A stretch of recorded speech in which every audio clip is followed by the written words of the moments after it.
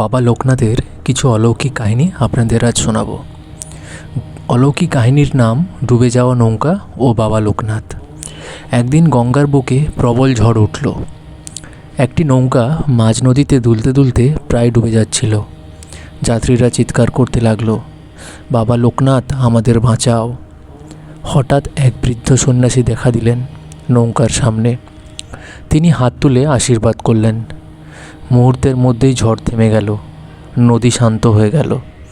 যাত্রীরা যখন তাকিয়ে দেখল কেউ নেই, তারা বুঝতে পারল বাবা লোকনাথ নিজেই তাদের রক্ষা করেছেন।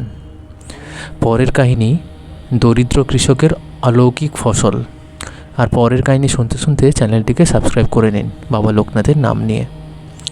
এক গরিব কৃষক ছিল, যার জমিতে কিছুই ফসল হচ্ছিল না। হতাশ হয়ে সে বাবা লোকনাথের মন্দিরে গিয়ে কাঁদতে কাঁদতে বলল, বাবা, আমার সংসার বাঁচাও। সেই রাতে স্বপ্নে বাবা লোকনাথ এসে বললেন, ভয় পেও না, আমি আছি। পরদিন থেকে আশ্চর্যজনকভাবে তার জমিতে ভালো ফসল ফলতে শুরু করলো। কয়েক মাসের মধ্যে সে গ্রামের সবচেয়ে সুখী কৃষক হয়ে উঠল। 3 নম্বর গল্প, অসুস্থ শিশুর জীবন ফিরে পাওয়া। একটি ছোট্ট ছেলে মারাত্মক অসুস্থ হয়ে পড়েছিল। ডাক্তারেরা আশা ছেড়ে দিয়েছিলেন। তার মা সারা রাত ধরে শুধু একটাই নাম জপ করছিল, বাবা লোকনাথ, বাবা লোকনাথ। হঠাৎ গভীর রাতে শিশুটি চোখ খুলে উঠে বসল। এটা কিভাবে সম্ভব?